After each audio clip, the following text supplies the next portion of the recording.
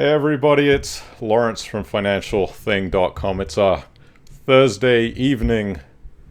If you're in the UK, Thursday evening, wherever you are in the world, it's our live stream that we do every week.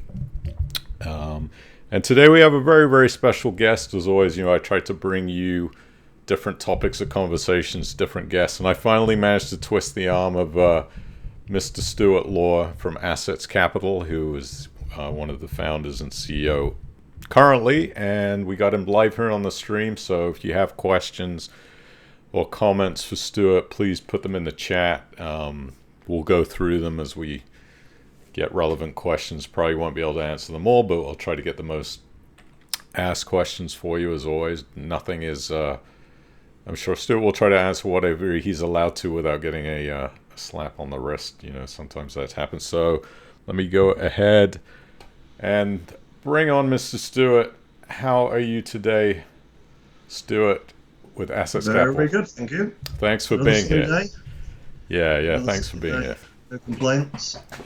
So we're going to have a lot to talk about. We try to keep the stream less than an hour. That's kind of the running joke on this channel, that we never seem to get under an hour because everybody always has such good questions for us. But we're going to talk about Assetz Capital. We're going to talk a little bit about the peer-to-peer lending landscape in general, what's going on, obviously the impacts of COVID. Another piece of news today that we saw, another company going into administration. So obviously, the idea of where's the safe place to put money these days without taking too much risk for the returns. We'll have a little chat about that. Let me pull up my notes here so I don't ask you the incorrect things. So firstly, yes, thank you, Stuart. And let me ask you, can you give me the date, if you remember, when Assetz Capital wrote its first loan and put it up on that peer-to-peer lending platform? Well, the giveaway is it's our 8th birthday tomorrow. Really? So I have to do the math. 8 years ago. Oh, no. Yeah, complete fluke. You'd think you'd organise that. But no, 8 years ago. And it was at the time, I think it was three or four times the biggest loan ever put out by a P2P platform in the UK at the time. 3 or 4 times bigger than the previous one at £1.5 million, and it was for a completion funding for a student accommodation in Nottingham from one of our continuing borrowers, Tarjubi. Grown and grown with our support over the years as a business, his property investment side, and 2013 April 16th. April, yeah. April 16th, 2013. Now you've definitely come a long way with your business.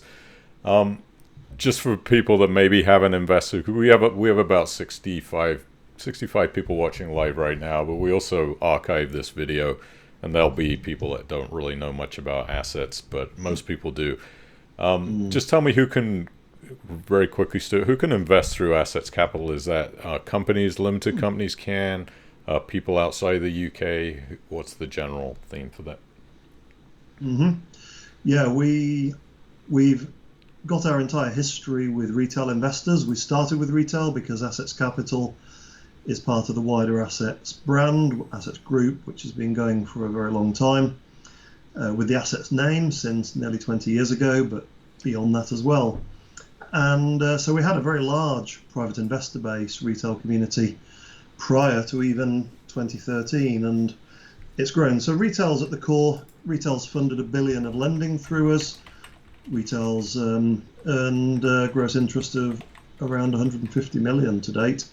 So it's a big part of our business. So retail is very much at the core. 40,000 registered investors today. And to answer your other questions, yep, international. You might not be able to do automated ID verification, but otherwise we'll just do it manually where that's possible, and it often is. We've got business, limited company, partnership, whatever. Businesses invest through us. Substantial sums as well, last time we looked. We have institutions who invest through us, and what does that word really mean? A lot of people say, oh, we've got institutional investors and so on. I think there's a bit of a difference between acting as a broker for an institution, which isn't what we do normally. We tend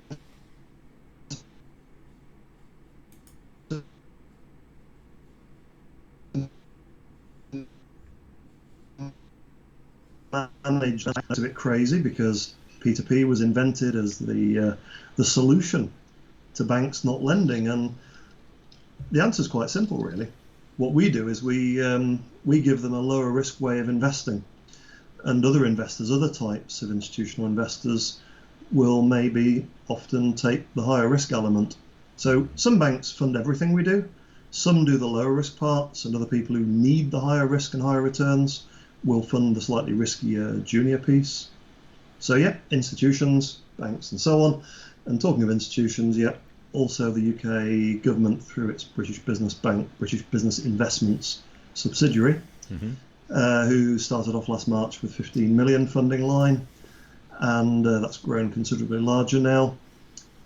British Business Investments' job is to increase the overall supply and diversity of finance to smaller businesses, which is exactly what we do. So they work with delivery partners like us to provide funding for SME, small medium-sized enterprises, and we co-fund with their capital as well.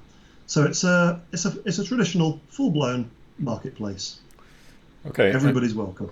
And as a retail investor like myself, we've seen generally the rates have started to decrease as obviously interest rates have come down. Peer-to-peer lending companies have had to remain competitive.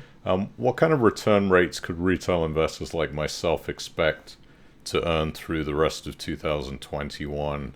And maybe, do you expect those rates to change much in 2022 as far as returns go? Yeah, it's not that rates of return, interest charged to borrowers has fallen in the crisis, quite the opposite of what you'd expect. What happens is when you're running a prudent business, you have to weigh up all of the inputs and outputs. So if you have, for example, delayed payments here and there, that will slow down interest payments and reduce actual paid interest cash.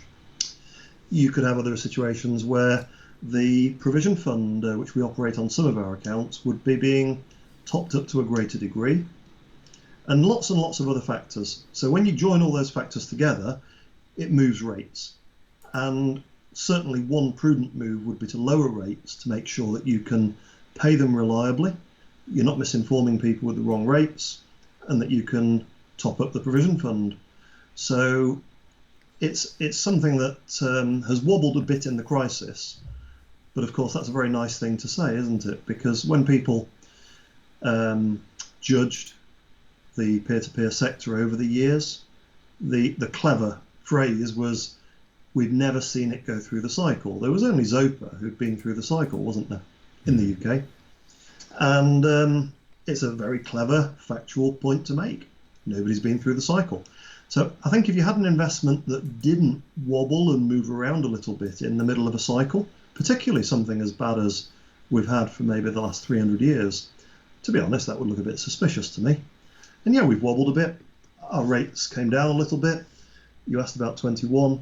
We don't anticipate our target interest rates will change in 21, but we continue to assess them live, month to month, in case anything in market conditions changes. But at present, we don't. They're down from where they used to be, and it would be great if we could give more to investors in the future. We don't know whether we will, but we'd certainly want to. Yeah. Okay.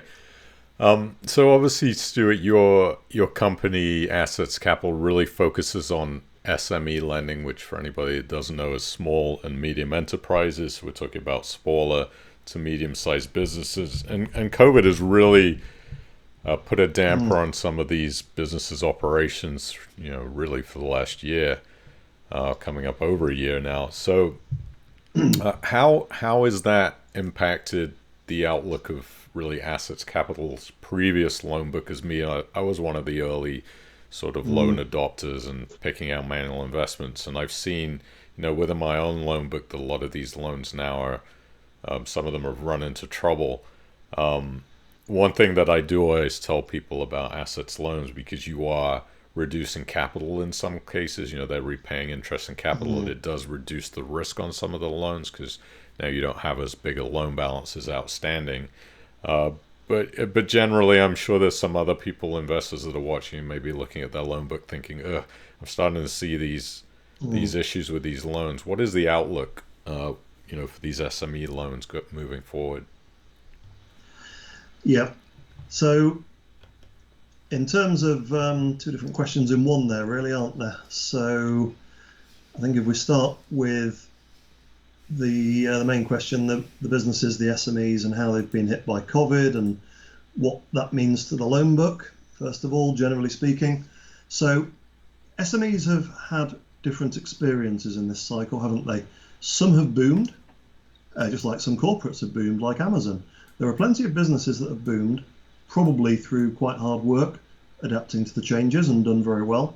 Others have done diabolically awfully, and it varies by sector.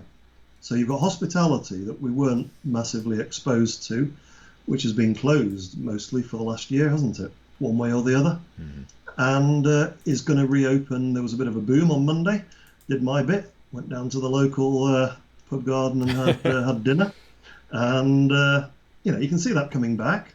And most have survived. It's a combination of tightening the belt, furlough support for their employees, all the other initiatives for hospitality in particular, and all sorts of other factors. But hospitality was certainly one of the ones that you would expect to have been the most badly hit. And we've seen and been pleasantly surprised by the lack of impact. People have put their hands in their pockets.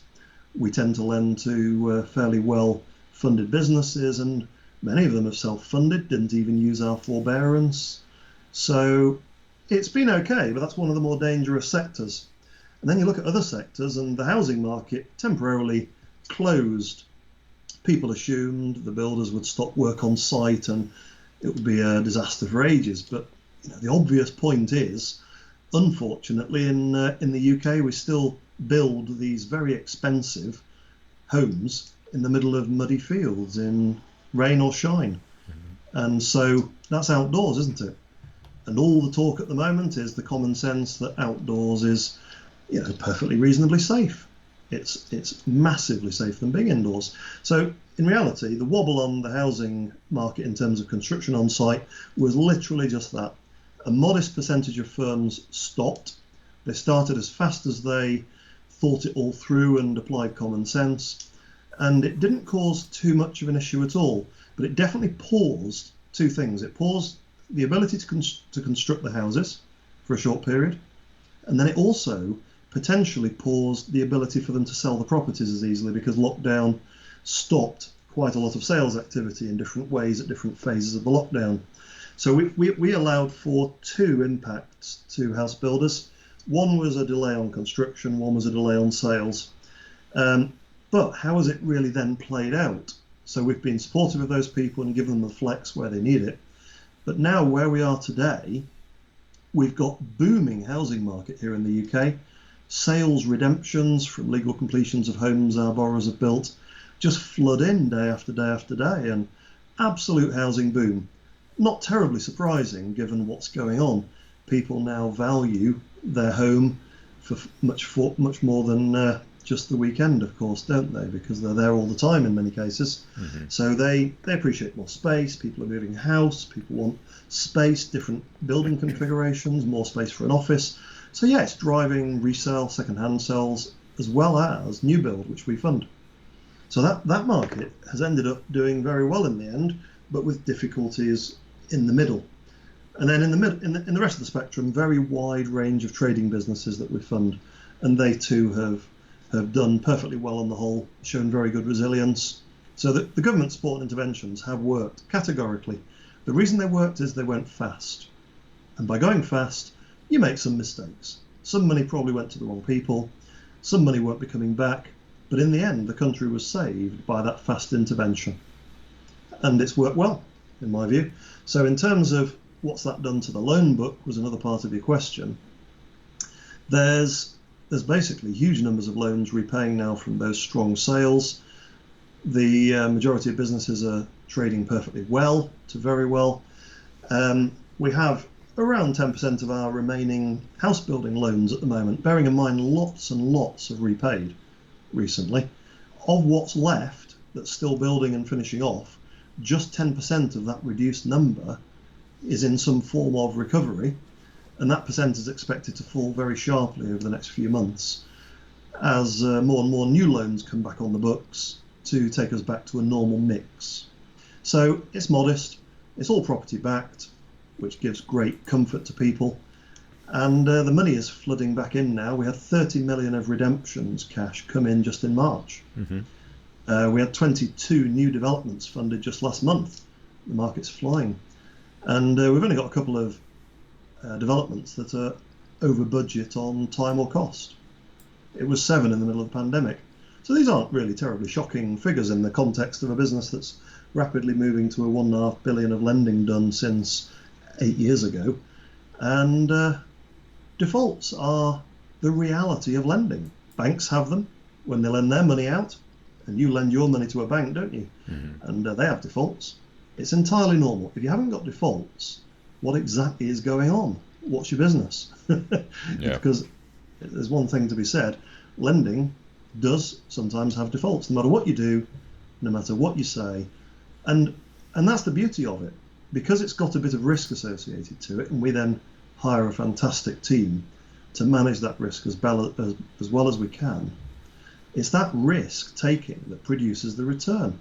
And to my way of thinking, personal view, investment with a degree of managed risk is the entire future. It's how the world is going to get its return in the future. My view is it's not going to be bank interest rates. No, certainly not. I mean, so pick your investment platform, find the people who've got the track record, and give them a bit of your cash. It's a very simple message, and the government, the FCA, Treasury, Bank of England, they're all grappling with this thought that investors, to be able to live off their capital in the future, are going to have to take more risk. And our job is to take those risks, manage them well, take sensible risks, deal with what goes wrong occasionally, and do the best we can on that, and give you a great, healthy net return wherever possible, and without too much noise. That's basically all we can do. Real investments without trying to pretend there's no risk. Yeah, of course. Just an interlude now. If you can hit the thumbs up on the YouTube for me, that helps with the algorithm so other people can see this live stream. We got about 85 people right now live watching you and watching me ramble on. And also subscribe to the channel if you haven't already. But again, hit that thumbs up. If you have questions, please put them in the chat. We'll get to them at the end, so hang out and we'll get to them intermittently. I know there's some people that have some things. Of course, you're always going to have good and bad. You know, when it comes to keeping all the investors happy is not always an easy job. But one of the things I wanted to ask you is, you know, sometimes I tend to focus a little bit on the negative side of peer-to-peer because we've had, you know, me being invested in some of the companies that have gone under, and we tend to have a little bit of a sour taste in the mouth. But I wanted to ask you maybe about a lone success story, maybe of somebody, you know, a business that you funded through Assetz Capital, which has really benefited from having that lending. If anything springs to mind, maybe you can tell me about something that's been a real positive that you've seen. Yeah, I think positive for us and our investors is impact often. I mean, the interest is great, but what's the actual impact? What's the effect on the markets that we have chosen to fund with our investors? And what's that impact? So, you know, one recent case was Forge Care. It isn't immediately obvious, and we're going to make it more obvious over this year, what the impact is that our investors are achieving with their investments through us. And it isn't just the impact on their bank balance, on their interest. What's the impact on the SMEs? So an example was Forge Care that we did a case study on just recently. That was a £5 million development loan for a specialist childcare development in Nuneaton. As it happens, when coronavirus hit, building work stopped, contractors had to stand down, and the whole thing ground to a halt. But we were going to lose a very, very high quality, very necessary care home, residential care home for 20 children. Highly intensive, supporting 80 jobs. So every local authority needs these. It's a really tough sector to be in and operate, and on top of that, they had to build the thing.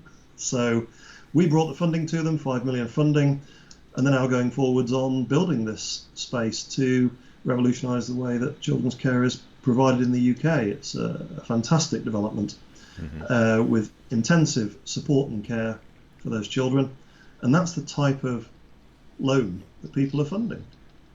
Yeah. Another more vanilla type of impact is a more straightforward SME home builder. SME home builders have declined over the decades. There were maybe 25,000 of them a few decades ago. That we're down to about 2,500 SME house builders now, small, medium-sized ones as opposed to the big national brands.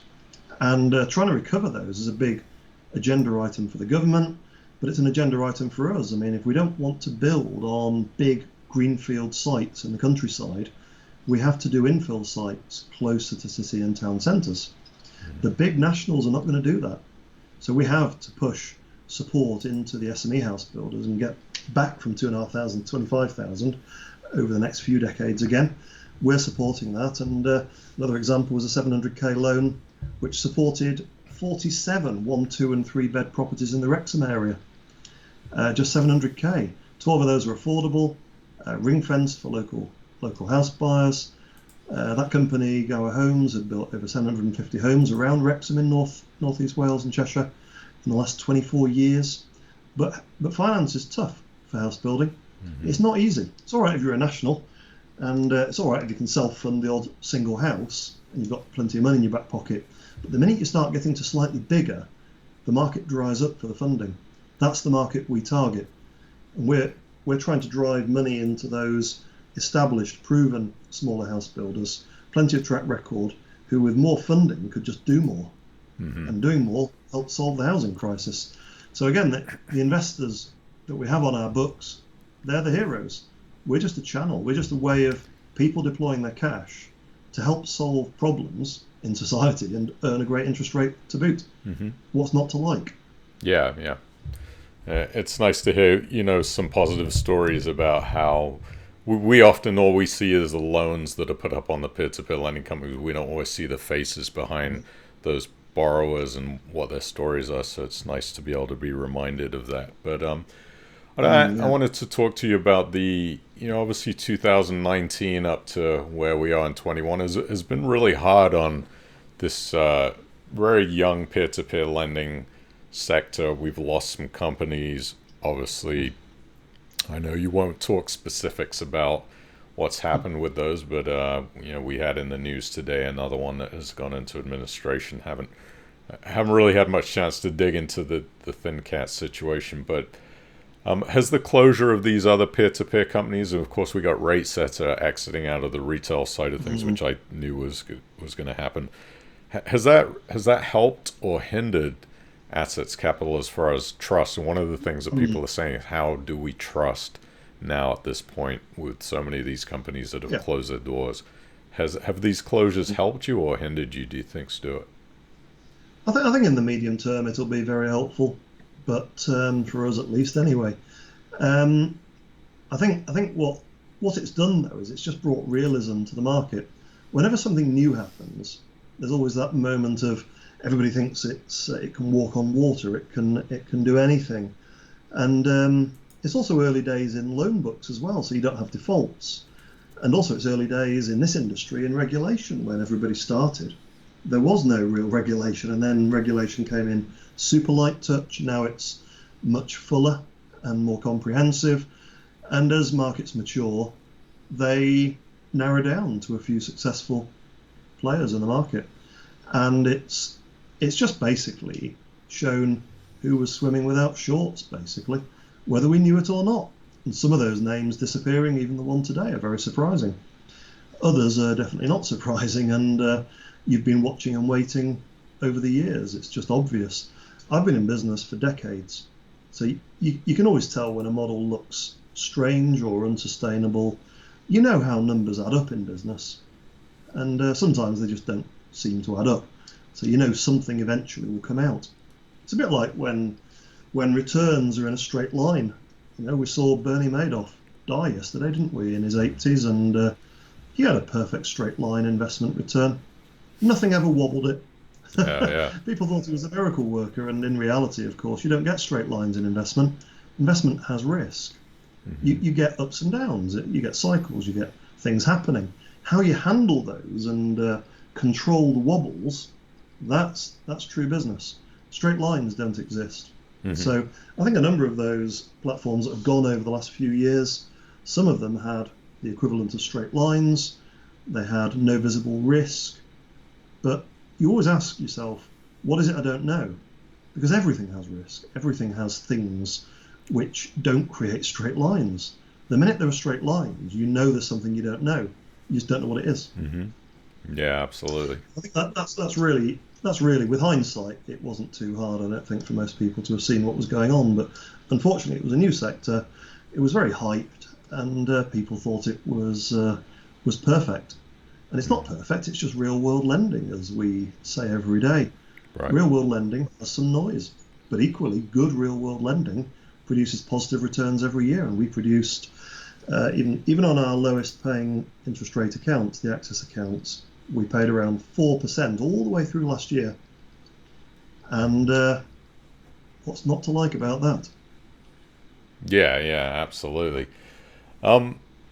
So obviously you've paused new lending for a while due to COVID, and I think a lot of people are wondering, when is Assetz Capital going to get back to its regular lending pre-COVID time? What's your thoughts on that at the moment? Yes, yeah. We're at the moment we're out originating loans.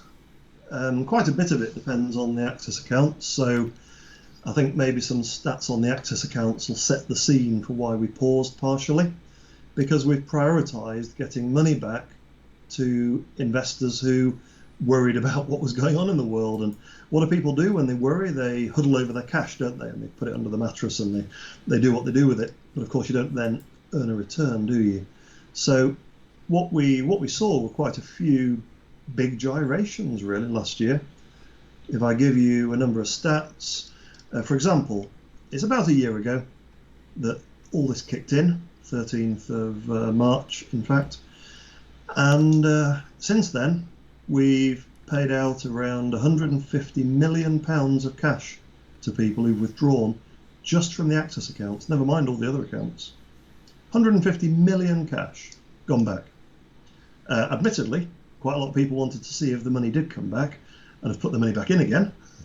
So the accounts haven't shrunk by any means by 150 million, but we have given the cash out. And the queue, there was a withdrawal queue. It was there for about a year in the end, it looks like, in the worst cycle in 300 years. And of course there would be. That's what we said in our information on our website. If we ever see a really crazy economic period, liquidity will dry up. But that doesn't mean anything's changed on the loan book. The loan book quality will then be affected by what's going on in the economic period. And it's held up perfectly well. But what matters is that the queue to get out, when everybody was so used to millisecond type withdrawals from the Access accounts in the past, was a bit of a shock to people. But 150 million out, pretty much nothing left to go. The queue is nearly zero and might well be so in coming days. We've said it might be a few months, but it could equally, quite possibly be just a few more days, the rate it's going, because we're paying out millions a week. And there isn't very much left. So in the coming days or a week or two, maybe we'll see the queue is zero, and then maybe people start putting money back in, and off we go again and grow. And the Access accounts haven't shrunk that much in the end, and we expect that the track record through the cycle, which is what everybody's been waiting for, the clever comments, what does the business do when we hit the next economic cycle? And just for fun, we got given the worst one in 300 years to play with as the first real one for the sector. It's had its casualties, but those that come through the other side have had their business models tested. And it was difficult, but we navigated it.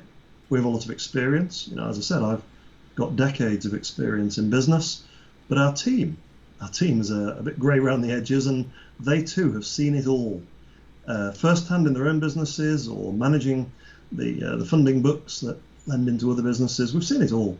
So we were very, very quick to react, very quick. You're talking instantaneous. And we knew roughly what buttons to press, generically. We had to adapt that to the situation and to our particular business at that moment. But when you've been in business for a long time, you know roughly what you need to do. You need to manage your costs, you need to manage your income, You need to look after everything that's sort of loose and flying around in all the chaos. Bolt everything to the ground and just stabilize everything. Find a floor, and then come back from that floor and go back into normal business again in due course. Everything always reverts back. You just have to survive the bad period, and you have to lock down risk, be very careful, stick to a very tight plan, come out the other side, because you just don't know how bad it's going to be, do you, until afterwards. So we assumed the worst, did everything that was necessary to survive the worst, and then it wasn't as bad as all that in the end anyway, was it? In the end, economically, it was pretty bad for some. Some have had really bad times, and we've had plenty of businesses, unfortunately, go bust. We've had the huge medical impact as well, with countless people losing their lives and becoming very ill. But in the end, it could have been much worse. Could easily have been much worse. And I think the worst fears have now gone, and people are much more optimistic that there is a better version of what happened before ahead of us now. Yeah.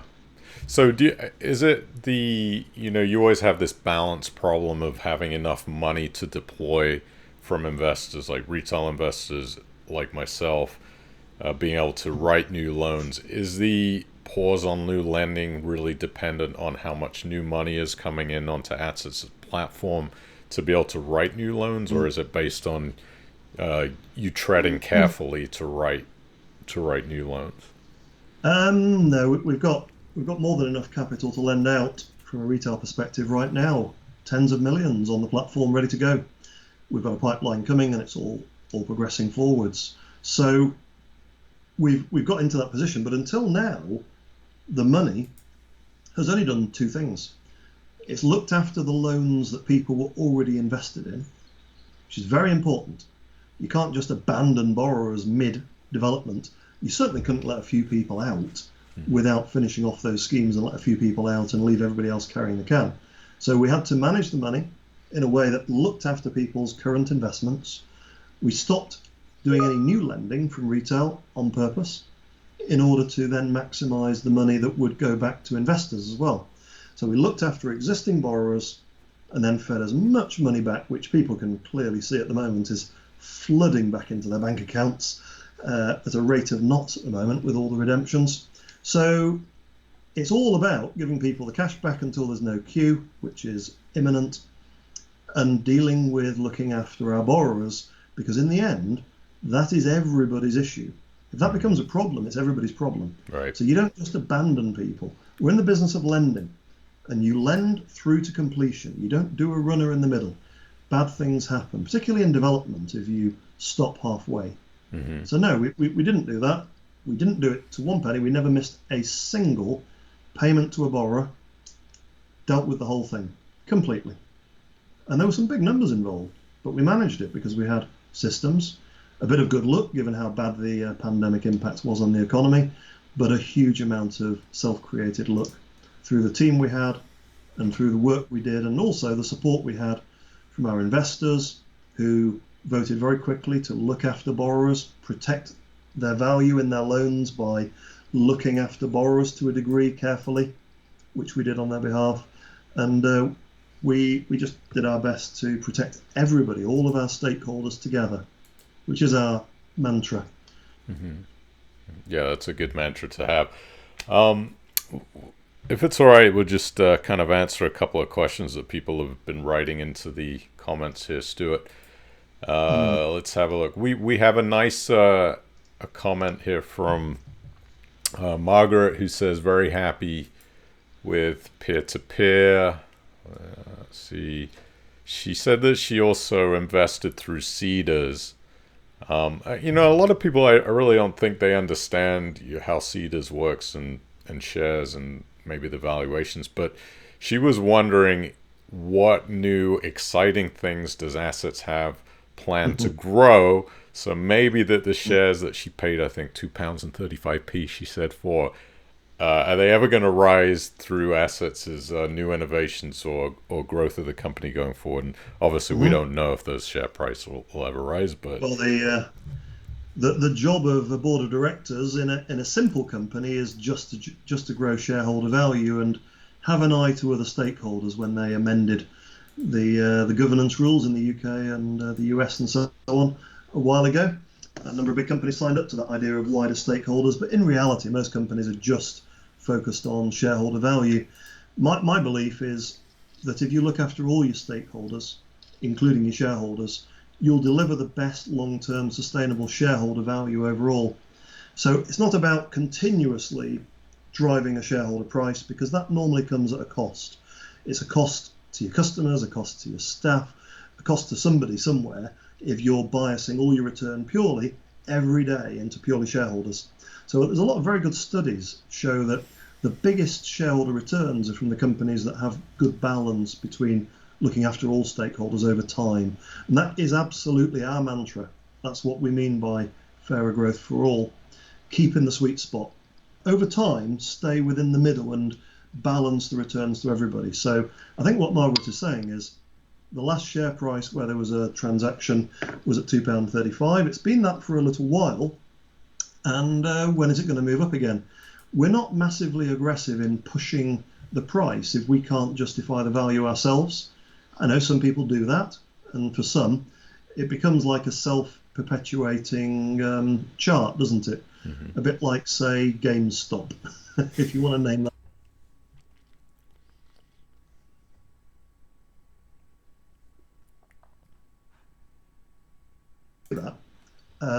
But there are big things afoot. So with our move to greater institutional funding this year, with retail funding coming through to the other side as well, and with quite a number of other initiatives, we absolutely expect substantial shareholder value. I'm not just speaking as a major shareholder. I mean, bear in mind our management have getting on for half the company as well. So aside from myself and my family, the management have about half the company as well. So the shareholders from Cedars are in good company. There's some very, very motivated people looking at medium to long-term shareholder value, not just this particular year or month. And everything with our management team is biased towards share price, which you only get over the long term. So we're all about long-term thinking. And I think we're hoping that in the next year, at the most, there'll be quite a few things happening. So we'll probably be raising money this year. We'd like to be raising that at a substantial premium to that particular price. And we're aiming towards an IPO in about 3 years' time as well. And to be able to achieve that would give liquidity to the Cedars investors above and beyond the Cedars secondary market. And it would also see likely a premium above the current private company valuation at the moment. So as a company, we're most definitely seeking to put multiples on the current share price. Multiples within only about 3 years' time. And we'd expect to see that in a couple of steps or so along the way.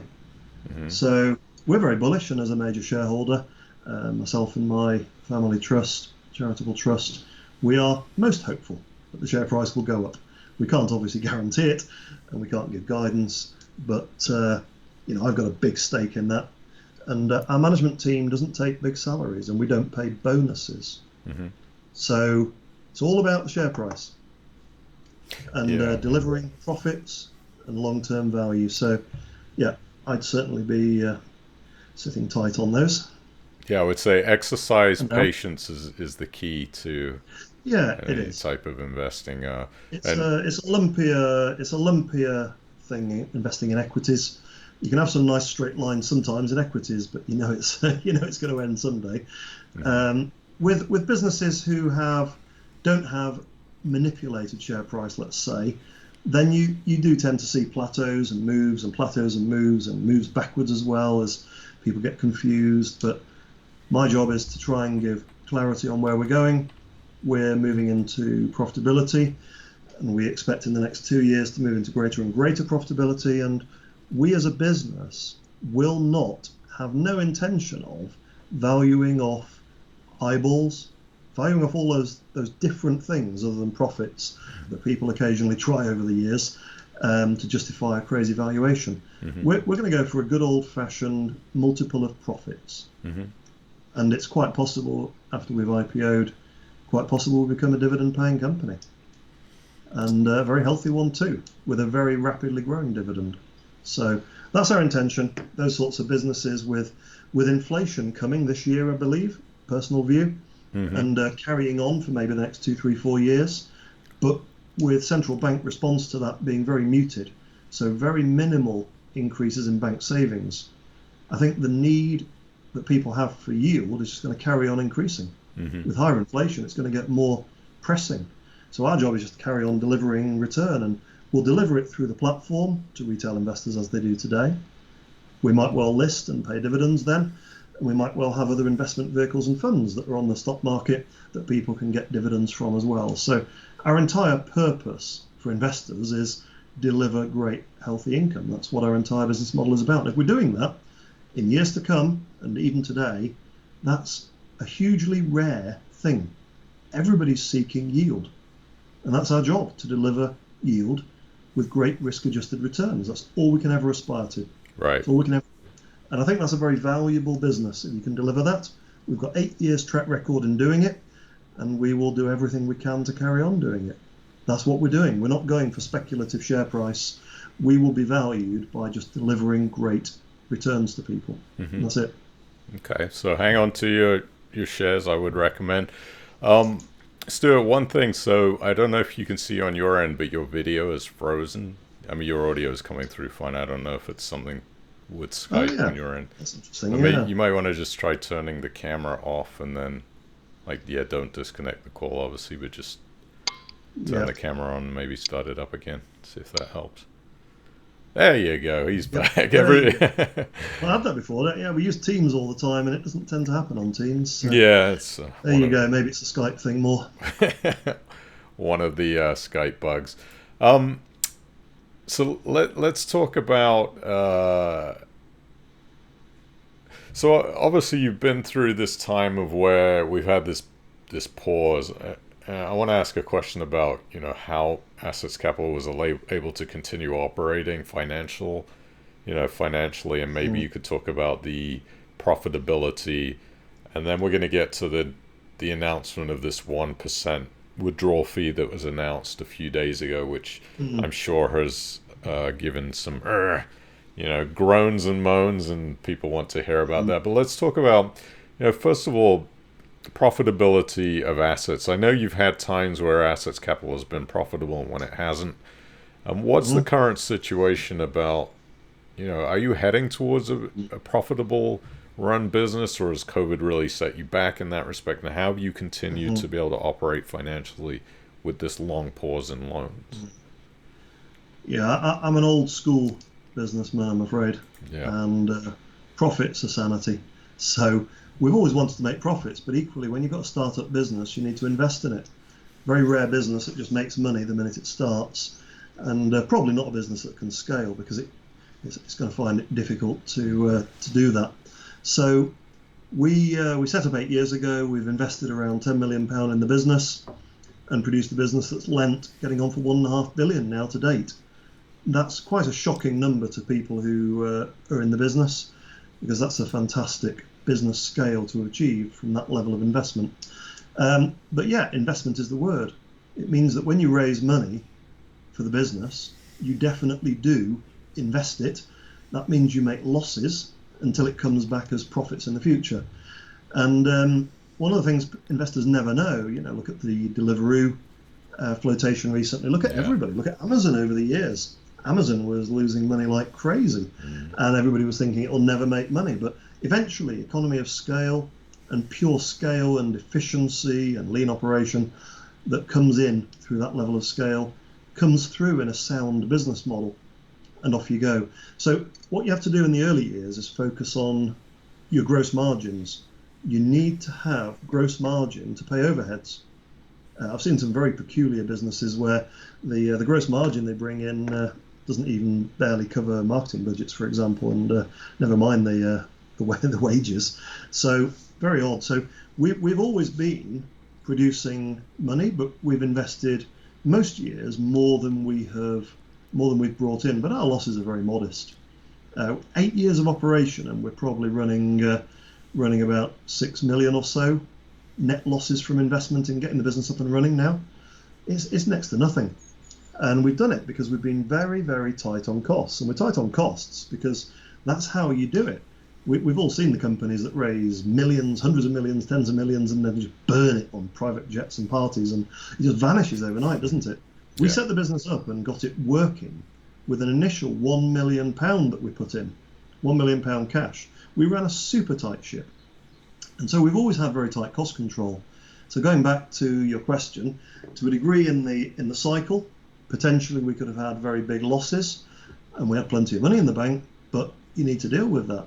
You need to make sure that you don't just leak money, because nobody knew how long it would go on. And when you don't know, you have to take extreme measures and be very, very careful till the data comes in and you've got better information.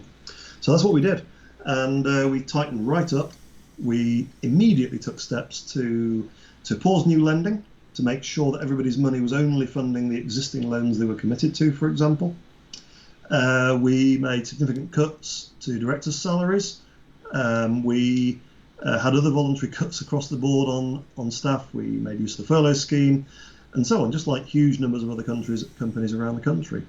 And we just basically acted extremely prudently and were very, very careful and huddled around the cash we had whilst the data began to come in, and we began to form a view of what the world would look like over the next year or two and what that might model for our business.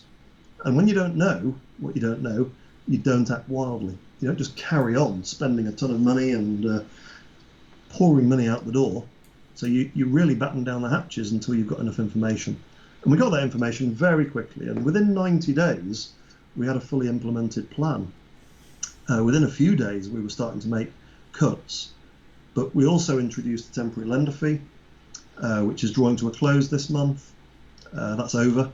As well as a few fees to borrowers for dealing with all sorts of additional stuff they needed us to do as well. But we also had very good income from the book. We're not just a company that earns money from new lending, but it wasn't entirely enough to cover all the business overheads if you stopped lending entirely. So we had to deal with these other matters as well. And Sybil's getting accredited by the British Business Bank and becoming a Sybil's lender also became an important income stream in 2021. Mm-hmm. And finally, we also, nothing to do with profits and so on, but it's helpful for cash in the bank.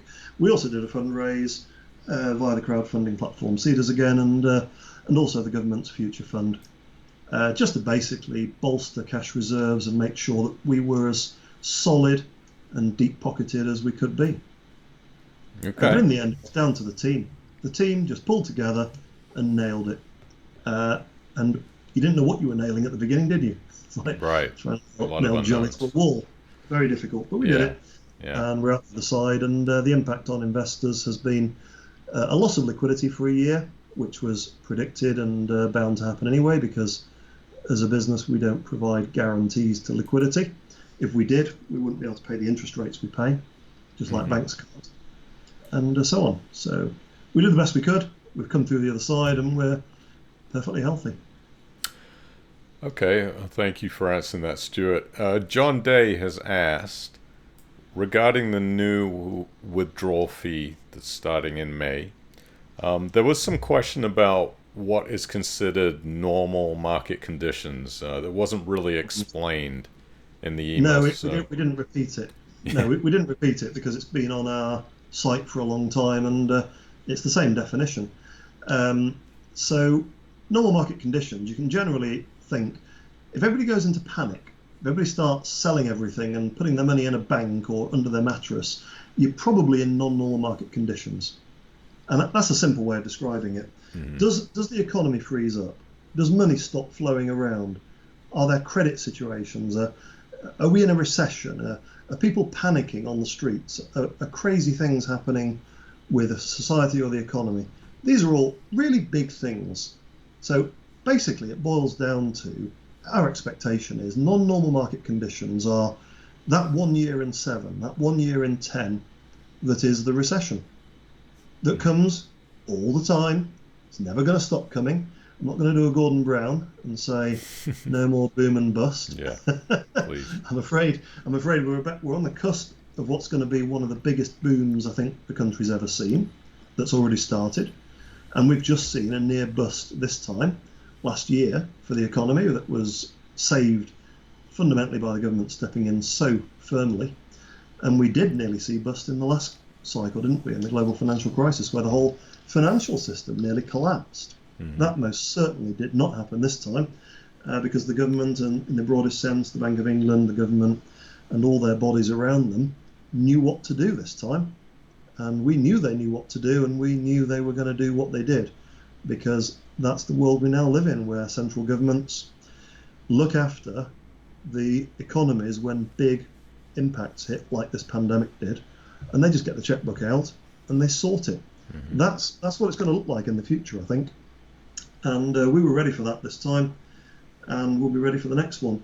So normal market conditions, to answer the question again, is typically those recession cycles. There could be other reasons why, and there's some very detailed description of the various scenarios within the definition of non-normal market conditions up on the website. Okay. But it's basically when it all hits the fan, basically. And it doesn't do that very often, does it? No, so hopefully when not. It does, surprise, surprise, liquidity is going to be a bit lower. But to go back to the point about the fee, very important point. We are probably the most transparent firm there is on the market. Sometimes it's said that we're not, but I'm telling you we are. One of the reasons we get a lot of flack occasionally is we do change things, we do adapt things, and we do keep telling people what's happening. And in our business, in the peer-to-peer sector, we're not licensed as a fund manager. We can't sort of put a veneer on everything and manage people's money discretionarily and do it all in the back room. It's all exposed. So whenever we have to plan ahead, we're just trying to be as transparent as possible. So to be really clear about this fee, the new fee structure is implemented in May. No one's getting charged anything. This is something that we're just being transparent about for maybe 7 or 10 years' time if the next cycle is in a similar length of time to the last one. And this is a very modest fee as well. And in all likelihood, in 7 to 10 years' time, do we even need to charge it? We were just coming out of growth phase, out of startup phase when the pandemic hit, which is why we had to put in place a degree of fees. This fee is there just so we're open. It might happen. It's always said so in the T&Cs, but it says even clearer now. And do we think we'll apply it in the next recession if it's in 7 years' time? I would sincerely hope we don't have to. But will it impact on anybody in May, June, July, August? We have no expectation of that at all. So no, it is a potential fee in the future that is very transparent. It isn't very much. It's a lot less than it was in terms of income for our business. And it's there just in case, because all stakeholders need to be looked after in a cycle, in balance. We can't just preference one, and the company is one of them. If we're not there, who's looking after the investor money? Yeah. And we can see what's happened to platforms that have stopped trading. No matter what the good intentions are initially, eventually the loan book becomes a bun fight for who's going to take the most money out of the loan book, and it harms people's returns. So we absolutely have to look after the business, because that's absolutely looking after the investors and the borrowers. It's got to be in balance, even if it gets a bit imbalanced from time to time in the short term. In the medium to long term, one of my personal accountabilities is keeping that balance on average down the middle between all the stakeholders. It's the most sustainable type of business. Yeah, I totally understand that. And I've always said, I'd rather pay a fee to a company and have them survive than to the worst happen, what we've seen with the other companies where we can expect these capital I'm very losses. sorry we had to do it. I'm very sorry we had to do it, because the pandemic came when it came. We were just coming out of the end of our startup phase towards the end of the 8 years, well, 7 years at the time. And it just came a little bit too early, maybe a year or so early. But these things happen. That's life. And so we're very sorry, therefore, that we did have to do this. And I'm sorry for our investors, but they still earned a good return, and it will keep on coming for years and years to come, we would hope. So can you just explain a little bit, as I think there's some confusion about this new fee that has been introduced, and we've had quite a lot of people in the comments saying the communications aren't very clear about what the fee is, and we're talking about the fee on the quick access account, also on the 90-day and the 30-day and the 60-day accounts. What is the fee exactly, and is it actually in place now? No, it'll come in in May. It is a theoretical fee because we expect we'll be back in normal market conditions by May potentially, or very close to then, if not even April. So the likelihood of anybody being charged that fee is looking pretty minimal at the moment, this time round at the moment. So I wouldn't have any expectation of having that charged for any material period of time. How it works is quite simple. It runs on the Assetz account. It's 1% per annum. However, it's time weighted. So firstly, as you said, the 30-day and 90-day accounts have this fee as well. But if you're in the quick access account and your money comes out in a millisecond, you're not going to have any measurable charge. There's not going to be any charge. You're going to be able to count. Calculators don't go down that low because it's 1% per annum. If your money's out in a millisecond, there's not going to be anything. It's going to be zero, isn't it, on your statement? So when it kicks in is not when you're in the notice period of 30-day and 90-day accounts either. So serving notice does not cost you a fee either. So it only happens if the withdrawals are taking too long and the whole market's clogging up. And what this fee is intended to be is an upfront explanation of a system that would kick in if we hit non-normal market conditions in the future, which I've said is potentially the next recession, as one example of that, probably the main one. And by then, if we did need it, here is how it will work, and it'll charge. So if it took, for example, 3 months to get your money out after serving notice, on a time-weighted basis, that's a quarter of the year. You'd have a 0.25% charge for that, which compared to our interest rates is negligible. But it's important. We don't want to charge it, and I do not believe people are going to have a charge for that. In all likelihood, the way the queue is going, from the day it starts, we probably don't have a need for it to be charged at all. And it may well, hopefully, remain so until the next cycle, I would hope. And so if that fee actually does kick in, is there some kind of communication that will go out to people saying we've decided that market conditions... It's automatic, yeah. In many different ways, we need to always remember that we're not a discretionary fund manager. So everything we do is automatic. It just does what it does. So if we trigger non-normal market conditions, there are ways that we know we're in that.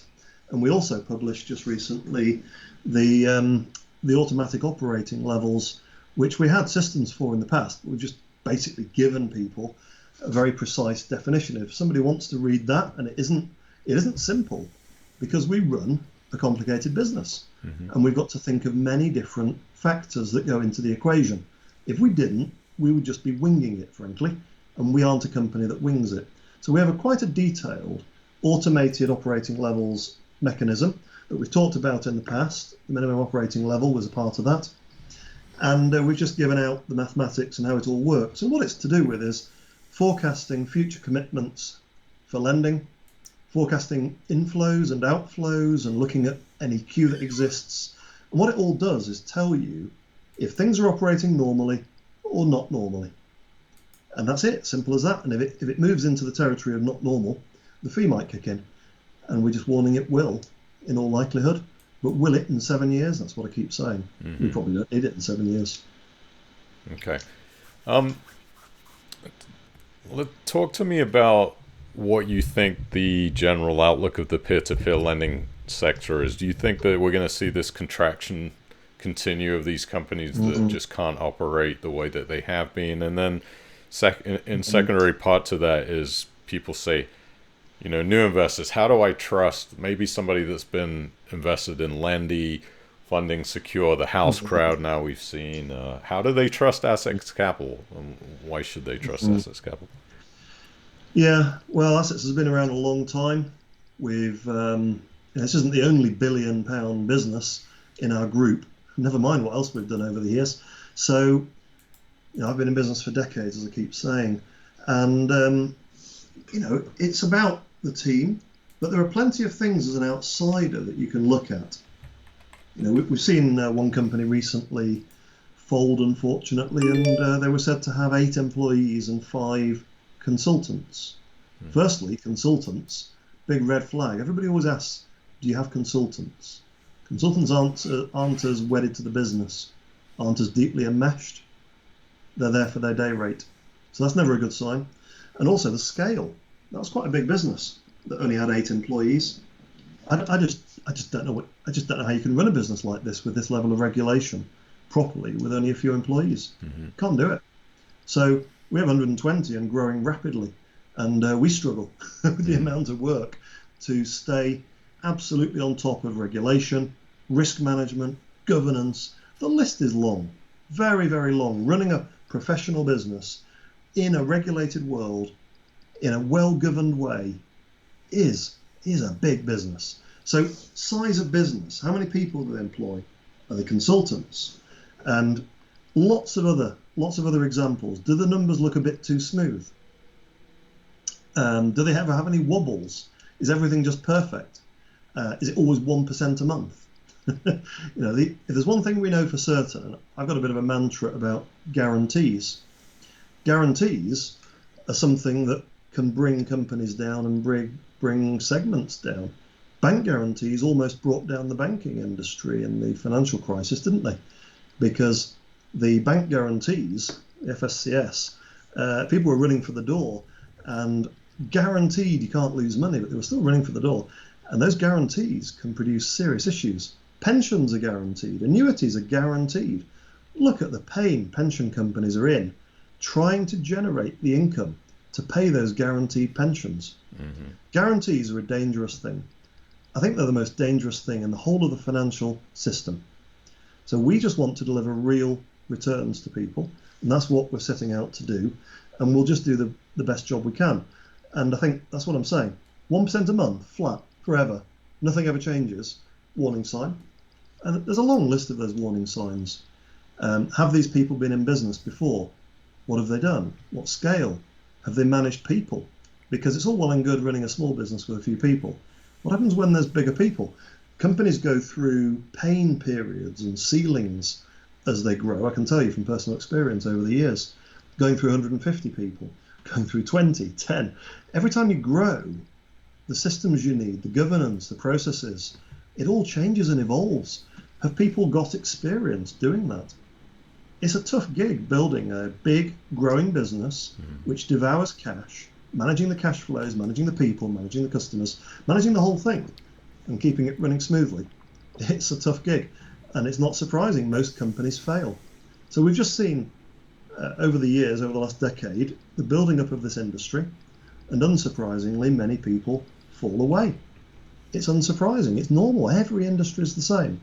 Just need to be very careful who you're picking and pick them based on the quality and track record. How on earth do you know that before they got track record? That's hard. That's why it took us ages to grow to this scale, because people are slow with the trust. But we at least had history. A billion of income producing property to our Assetz customers on the buy-to-let side since about 1999. That's a lot of property. It's a lot of income from buy-to-let property for people. It takes a long time to do that. And so we had a lot of track record already, we had a lot of trust, and that's why we managed to get to $1 billion of lending from retail-only sources, whereas many people didn't get there. It's tough. You do it one or two ways. You've either got the trust and the confidence of your customer base already, which we did, or you buy it through mass advertising, which we know, don't we, from platforms admitting it, that is just not cost effective. You can't build a brand paying for advertising at current costs. It just doesn't work. You end up just cash burning, don't you? And then you run out of money. Yeah. That's the end of that. It's a very tough gig running businesses, and P2P is no different to any other. Yeah. You just need to go into it with your eyes open and make sure you're well capitalized and you've got the right experienced team around you, and that it is absolutely a team. Another warning sign: how many directors are there? When our business set up, it was nothing but directors. We hired the top team before we hired everybody else. One of the big warning signs for all sorts of companies failing over the years is governance. How do you have governance if you only have one director? How do you have governance if there's no challenge? We've got a really tough crowd. I don't mean our investors, who are great and challenging and keep us on our toes. It's great. We enjoy it, and we don't like it if we mess up, We apologise, I'm sorry, but we are held to account by our investors, that crowd. But what I'm talking about is the board of directors. We've got a big board of directors, deeply experienced, many of them ex-bank directors and very, very experienced in big businesses. And these people challenge me and I challenge them. We have a very healthy debate. That's another big sign. What type of board of directors are there? Is one person calling all the shots? When you start looking back, or is it a couple of school friends? When you start looking back over the ones that have gone, there are many common themes. So you never quite know what bullets are coming at you, but you can put on the armour, can't you? Mm-hmm. You can put on the defences. And that's a combination of experience, prudence, governance, and so on. And it massively reduces your risks. You can't eliminate all risks. Mm-hmm. Yeah, totally agree. Okay, a couple of challenging questions for you, Stuart. I know you can handle these. Again, I think these are investors that are asking these questions. The Ace of Spades says he doesn't feel like Assetz Capital is as transparent as it could be in the fact that you don't publish the size of the withdrawal queues. Is there a reason for that, and will you consider doing that in the future? Yeah, I think what we've had is a difficult period, and we have to somehow there is often to many problems never a perfect answer. So we have to debate and argue what is the minimum damage that can be done as well sometimes. And one of those is, do we just tell people there's a decent sized queue of X, or do we just manage it and get rid of it as quickly as possible? And the decision this time was it probably doesn't really help, and it'll probably harm, was our view at the time, the people who need to get out, because others, it's human psychology, isn't it? Mm-hmm. When there's a run on something, and we had a bit of a run, but it wasn't massive, but it was a measurable run. When you have that, people who don't need the money start asking for it back as well. They'll wonder what to do with it when they've got it, but they'll start doing that as well. All it'll do is slow down the cash flow for those in need. Mm-hmm. And some people didn't pay attention to the risk warnings and got themselves in a bit of a pickle over the liquidity. And it wouldn't have been very fair for them if we'd have done something that had caused them to have been paid back slower. So it was one of the decisions we made, and it can't be a perfect answer, but we did our best to do the right thing. That queue has now gone, and there's so many contributing factors to what was the queue. How many really wanted the money back, and how many just put it straight back in and were just cycling it? For example, with the market, some people were taking money out and putting it straight back in again. And that trading, like any market, like the stock market and the bond markets and the currency markets, it's all about liquidity. Liquidity brings down the discounts, and the discount just collapsed over time due to that liquidity. So those people trading in the secondary market really helped get people out who needed to get out rather than wanted to or were playing the trading game. So it was a careful mix of things, none of which was a perfect answer. Mm-hmm.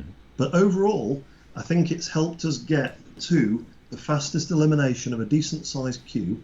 And we have, as I said, paid out 150 million of cash in just over a year. And we've near enough eliminated the queue now as well. But the queue wasn't 150 million. There's a lot of money gone round in circles. So we could have told people, but what would that have done? It wouldn't have helped. Yeah. What mattered was all of our focus into getting redemptions back, firstly protecting borrowers, and then getting the redemptions back as fast as we can. And just look at all that money flooding out into your accounts now.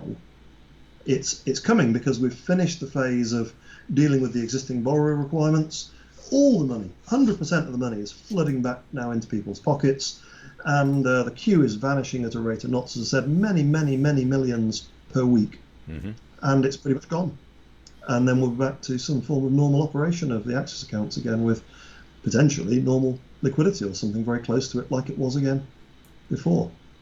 So it's always very difficult. And transparency, yeah, you look around the world and it's a difficult one, isn't it? Yeah.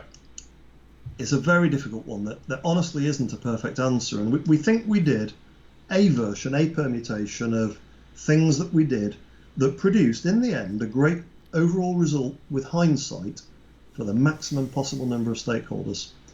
And you could have done it in different ways. Possibly some might have produced a slightly better answer, and a lot of them would have produced a worse answer. So I think, on the whole, looking back, I'd hope that people on the whole think we did a reasonable job. Yes, we could communicate better. Yes, we could tell people more, but would it do more harm than good as well? Yeah. And there has to be, in the end, a cut-off between pure transparency and a degree of managed transparency. Yeah. It's like the question of benevolent dictatorship, traditional democracy, and full-blown opposite end of the scale, whatever you want to call it. Yeah. So, there is no perfect answer. There's no perfect economic model, society model, country model, anything. All you can do is be judged with hindsight. Did it end up working out pretty okay? And people panicked for a bit, but in a way, one of our jobs is to protect against the panic. Now, there wasn't a lot we could do in the early days, but creating greater panic would have created greater harm. And one of the benefits of our type of investment is it is illiquid, naturally. The liquidity is when the normal market conditions are there. And it's very, very important. The property market has dealt with recent recessions very well. One of the reasons for it is that it's quite illiquid, and it takes a while to react. Peer-to-peer lending, and particularly secured lending, has many of those characteristics. One of the reasons it wobbled a bit, our interest rates dropped a bit, but nothing dramatic, and it's all perfectly okay. One of the reasons for that is the illiquidity of our asset base. So the negativity of not being able to take your money out feeds back into it is an underlying illiquid asset, and that can be really helpful at times because it suppresses sudden things like stock market collapses and so on. You don't get the volatility that you get in a stock market, and that's one of the attractions for people. Steady income and pretty much no volatility in the capital historically for any of the established players. There's always risk of it, but we've done a good recession, frankly, haven't we, in the last year? Yeah, I think so. Just to give you a little positive comment here, because we do have some people saying some good things about Assetz Capital. Brian has said he's been very impressed with Assetz management team. When the pandemic struck, they acted fast and decisively, and they chased borrowers down who defaulted. So a bit of a thumbs up there for you, Stuart. I wanted to throw some of those in for you, give you a little bit of a nice little pat on the back. We like that, but we don't shirk from the negative feedback. The negative feedback, whether it's fact or perception, is still real. We still need to deal with it. Of course, and I can imagine it was incredibly stressful for you too, as an owner of a business, and you have so many employees and people I don't think understand how much responsibility there is on your shoulders to make sure that the company does survive and that those people keep their jobs and they have families. And I can imagine that was a stressful time for you. It's not like it used to be. If you go back 30 years, I do remember once driving into the car park of my business, and I just, for the first time, clocked all the cars parked in there, and I just felt it go across my head. I'm paying for all those cars. Yeah. I'm paying for everything. I'm paying for all their lives. And I do remember that moment about 30 odd years ago. I don't think it anymore because it's now what you do. But I do remember the very first time I clocked that, and it's a big responsibility, and you're trying to manage them as well. And weirdly, at the same time, they're trying to look after your investments. Right. The effort they put in was massive. The day and night work they did, 7 days a week, was insane. And they took a pay cut. It was, the team coming together was inspiring, fantastic to see, and very humbling. Yeah, absolutely. So have you had a lot of complaints? I mean, through, say, the FCA, or have you dealt with any issues as far as people complaining about the way the business is being run and then the charges? Like any big business, you do get complaints. People have got the right to complain, and we deal with them all. Most false complaints are upheld in our favour. which isn't a pride thing. It's just a statistic. But so some are found against us occasionally, and we deal with those immediately. We self-report as well. We self-report. You know, that might sound odd, and it might sound shocking, but in a regulated business, you have to self-report. If something goes wrong, you report it to the FCA immediately. If you do not, you are in for the high jump when they find out. So in a way, we're very open, and we talk about issues, and a lot of the noise that comes out from our communications is by being upfront and dealing with things before they go wrong and not brushing them under the carpet. So yeah, we've had a modest number of complaints. A number of people have taken them back. A handful of people we've just dealt with and put it right. But we tend to spot it. We uphold some complaints internally as well and deal with those internally. They don't go to the FOS. And a number of these complaints get put into the FCA. They get thousands, millions, who knows how many millions of complaints they get from consumers. And I mean, we do know because there's statistics they publish, but it's big numbers. But we don't get very many, and they absolutely read them, and they absolutely question us about them. But the FCA isn't some arm's length organisation that doesn't have the foggiest what's really going on. It might look like it at times from outside, but no, they really understand our business. And when somebody asks a question, they absolutely put it into the next call. They might even contact us specifically about it to look into it further. But there's never any surprise. If there was anything wrong, we would have already reported it to the FCA. You have to self-report. No choice. If you don't, yeah, as bad as a jail cell beckons. So it's a pretty serious matter, not running a regulated firm correctly. Okay, so Dale Potter has asked, knowing what you know now, Stuart, would you have done anything differently in your response to what happened in March 2020 when the COVID first hit? If we'd have known how it would have played out, we would have enjoyed being able to tell people the roadmap of what we would do. But assuming we couldn't see into the future, and now just what we know now, what would we do differently? I reckon we probably got 90% right within reason, and 10% could have been better for sure. That's what the scorecard would probably say. But people notice the 10%. They don't tend to notice the 90. So some people got very upset about a few things, and rightly so in their perception of what was going on. Their perception is absolutely reality, and it didn't work out as they wanted. And yeah, what would we have done differently? I'd have done all the same things to get us to that point when it hit. So the quality of team and everything else, what would I have done differently? Yeah, we've looked at it. We've learned a little bit. We've refined, and we've sent an email out about this, the learnings. But it includes things like tighter control and automation on the access account liquidity and other numbers, so that we didn't need to introduce one or two things we'd never needed before in the middle of the cycle. So what would we have done differently? We'd have absolutely introduced the secondary market. We'd have absolutely introduced fees. We would have attempted, I think what would we do differently? We'd attempt to communicate better.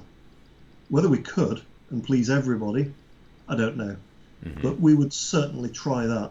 But in terms of the actual business things that we did the right things, I believe, on pretty much across the board, made very, very few mistakes on the business side, and came through this strong in the end, and protected people's investments, protected their capital, and carried on paying a healthy interest rate. So yeah, we've got a whole bunch of learnings. We contemplate our navels all the time, and we challenge each other, and we always say, well, okay, but that's all well and good, but what are we going to do different now based on what we know? So it's like a continuous learning. There's a method in management called key learning points, KLPs. It's a thing drilled into me. I went to a military training school, not because I'm ex-military, but because that's the sort of thing I do. And it was an ex-military school that did management training, and my goodness, did that drill that into me. Whether I was up a cliff, down a mine, or in a river, or whatever I was doing, or in a classroom, it was drilled into me. How you run businesses, how you run projects, how you run is continuous improvement, key learning points. What would you do more of again? What would you do less of again, or never do again? And what must you always bear in mind? What's interesting? It's a de bono thinking thing, plus minus interesting, but it's also a key learning points structure. You always, at the end of every step, re-review what you've done. You look at what you do more of, what you must always do in the future, what you must never do in the future, and what you must always bear in mind. And that list has grown in the last year for this type of business, and that's with people who've got experience of decades in lending, in credit, because it's when you join all the parts up to form a P2P platform that's when you get the surprises, because it's a new industry. Yeah, absolutely. We've been going for about an hour and 22 minutes. I don't want to keep you on here for too long because I definitely appreciate your time, and I know there's a few more questions that people have, and I want to give you a chance to kind of tell us about anything else that Assetz has going on. So we'll kind of run through these real quick, and let's see here. Mike Powell says, are there any loans you really regret that you wish you just hadn't have done? Yeah, well, yeah, every one that's defaulted, which isn't too many, but of course you regret doing them. But would you have done them differently is the actual correct question, and all professional lenders always ask that. And what you've got to be able to do when you're vetting a loan to lend is, would you look back and think, I can't justify that, that was a mistake, and that actually isn't the case. So yes, of course, you regret every loan that's defaulted, but the key question is, would you have done it differently at the time? And it's only with the benefit of hindsight and so on, and that should never happen. Professional lenders should always be thinking ahead and then looking backwards. And that's how we do, that's how we think. So we're doing this loan. Have we done everything correctly? Have we done everything in a way where in the future we would question it and go, why didn't we do this as well, or why didn't we do that? And to the best of our ability, we do what we think is all the right things each time. But of course, there are some loans you wish you hadn't done, but you just didn't know why at the time. And you can say it was obvious, but it really isn't. It's let's put it another way. A lot of people think they can predict, for example, I don't know, the stock market, for example, and build an investing system. You've all seen Billions and the quants sat in the little glass box off to the side who mess with computer keyboards and try and make software predict the perfect answer every time and make billions. Well, it just isn't really that easy. It just doesn't really work. How those guys work, and they're rocket scientists, is they build models which, applying it rigorously and robustly over time, lets through a limited number of bad eggs. And that on balance, the returns are much bigger than the losses. And that's our business. And if the biggest and the best, the multi-billion hedge funds of the world with infinite budgets for the best rocket scientists in the world still have a balance of winners and losers, and their only purpose in life is to make sure the pluses outweigh the minuses by a decent ratio, that's our job. And we would never lend to anybody if we thought there was zero chance of it defaulting at all. It's all about the probability of default. So there's a few loans that you look at and you go, with hindsight, gosh, I wish we hadn't done that. But what was it at the time? And when you're facing the facts at the time, then that's a pretty tough thing to do. There's a few learning points along the way, but not very many, considering we aren't learning credit with your money. We employ people with deep credit histories, credit careers. So we're not one of those businesses reinventing credit. So it's more likely it's statistical glitches in hunting out an imbalance of risk and reward in the SME funding world, where our total returns are way above zero. That's the net outcome. And the only way of getting there way above bank accounts is by taking some risk. So it's not good if it's a manual loan and you're in it and you're watching it and you've got a measurable amount of money in it, or any other way you've got measurable money in it. But the access accounts were designed to give us the best possible diversification, and they tend to give the smoothest ride. Okay. Let's see. Roger Taylor wants to know, how about Assetz Exchange? How is that doing? Yeah, so I gave an example of the care facility that we did for children recently, funding the development of that through Assetz Capital. But Assetz Exchange is a sister company, and as we begin to expose more about our purpose as a business group, it'll become much clearer how everything links together. So yeah, Assetz Exchange is growing quickly now. It's taken a few years to establish because it takes time to set a business up if you're doing it carefully, but it's now moving faster and faster. And what its speciality is typically, for example, funding properties which can be provided on long leases to charities to provide, for example, supported living facilities. We supply property in that business, for example, to a very big charity in Nottingham, for example, which provides housing for ex-prisoners to re-enter society. And that's a crisis. There just isn't enough housing. We're providing that to those people. We're providing funding to children's homes, learning difficulty homes, and so on.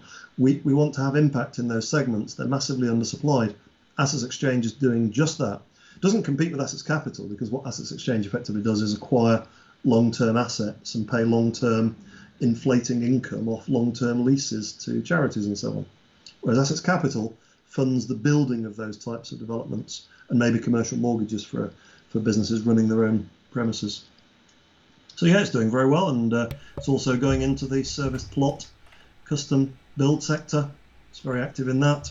And I think one way of summing Assetz Exchange up is buy to let is dead, long live buy to let in its new form. And buy to let in its old form did a lot of good, brought a lot of housing to the market, but you're not going to win that argument. The country's turned against buy to let. And all that we do now is deliver housing through Assetz Exchange into the undersupplied sectors where vulnerable people need housing. And that's what we're doing in Assetz Exchange. Assetz Property, which was the earliest part of our group, actually was subject to a management buyout a couple of weeks ago. And so, yeah, we're not involved in the old buy-to-let world anymore. Yeah. It's all about high impact investment to drive the housing market and drive the undersupplied segments and to drive funding into SMEs. And Assetz Exchange is an important part of that group, and you'll see it higher and higher profile over the coming years. Okay, good. One last question for you. Thumbs up or thumbs down? Bitcoin, what do you think? I get it. You're talking to somebody who's owned mining rigs. Your Bitcoin mining rigs, you've owned those? Yeah, absolutely. Yeah, really? Okay, good. Yeah, it's in the garage now, completely useless. But yeah, why do I own a mining rig?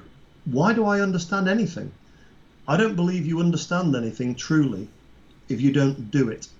So yeah, buying a mining rig off Butterfly Labs in years gone by, I don't know when it was, about 2015, 16, I think, and understanding exactly what blockchain is, understanding exactly what Bitcoin is. If you don't understand something, how can you comment on it? Mm-hmm. So yeah, understand that. It's a thumbs up, but only in one sense.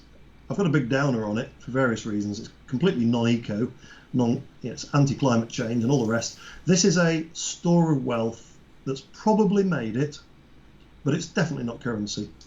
And understanding its technical makeup, I don't think it will make it as currency. I think it's a place for people to put money that's got extremely limited supply. It's quite clever how it's being constructed, and the value will just keep going up and up and up and up and eventually level off. Where will it level off? No idea. I'd estimate somewhere between 1 million and 10 million per Bitcoin in years and years to come. There you go. I think it's just what it is. It's a pure outright speculation. Now, were you lucky enough to keep any of those coins that you mined from that rig? That's what I want to know. No comment.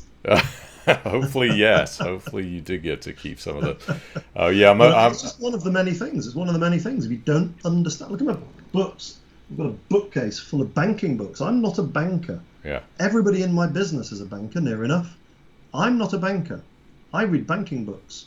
I want to understand more than they understand.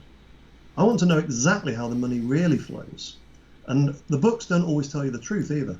Mm-hmm. So you have to read, and then you have to get to a point where you understand, and then you can pass judgment, and then you can actually say useful things and challenge people. Right. So yeah, same with Bitcoin. Yeah, thumbs up, sort of. It's probably made it. Yeah, I'm a big believer in the future. I definitely don't think it's going to be a currency, but I always say digital gold is what Bitcoin is going It to be is. in the future, and I've It is. always been, well, not always, the last few years I've been a believer in it. We'll take one last question, and then I'm gonna let you say anything else that you want to say about assets. Totally appreciate your time. We've been on here for, God, probably a little bit too long. We've seen all of these failed companies now, and a lot of people ask, why do companies like Assetz Capital not come in and try to save these other companies that are struggling or closing their doors? Have you considered taking any of the loans from It administrations? was the old question, and actually it answers one of your other points earlier as well. So it's always been the same. We don't want those loan books. The loan books of the failed companies are often really not a good idea to go anywhere near. So what is it exactly we're buying? Yeah. And we're just taking on a huge problem. We won't get paid for it very much, and it'll just cause chaos and divert us from our strategy. There aren't many people doing property-backed secured lending of our type. So firstly, we'd have to either diversify and go into other markets, which we'd already have a strategy for if that was a real intent. And secondly, it's probably a bag of spanners, frankly, which is partly why it's fallen over. So no, and my point over the years has always been the same. No, I don't believe there'll be any material consolidation. There'll be a few takeovers here and there, but on the whole, I expect the businesses to close, not be bought and consolidated. And that's exactly what's panned out. So I've been saying that for years, and that's exactly what's happening. Because who wants to take over that type of problem? You just don't know what you're buying. Yeah. I mean, just how long it takes the administrators to figure out what people have been up to no good with in one or two of these names. And imagine if you bought the thing, cheapers, you paid money to find that problem. Yeah. So that's why Crazy. At least the administrators are being paid to find the problem. We would have paid to find it. Steer clear of those. Yeah. Okay, so Stuart, anything else? We're going to wrap up in a minute. Anything else you want to tell people out there maybe considering dabbling in Assetz Capital that haven't before?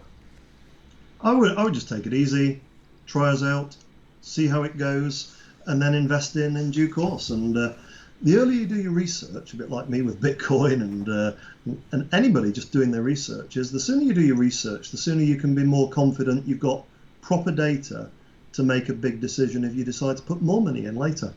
Don't leave it till the last minute when you realize you're just not getting any return on your investments and you've got to make a panic decision. Go slowly, and there's nothing better than practical experience. So go slowly and do it, and decide who are you backing? Do you trust them? Are they aligned? Are you the hero? Are you the person who they're just a tool in the toolbox?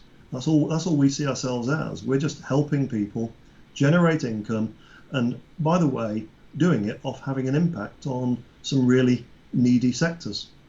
And so it's brilliant. Everybody should be really proud of what they've achieved through us, and helping fix the housing crisis and other specialist housing markets. It's great. Yeah. So yeah, I think we'll do more of that.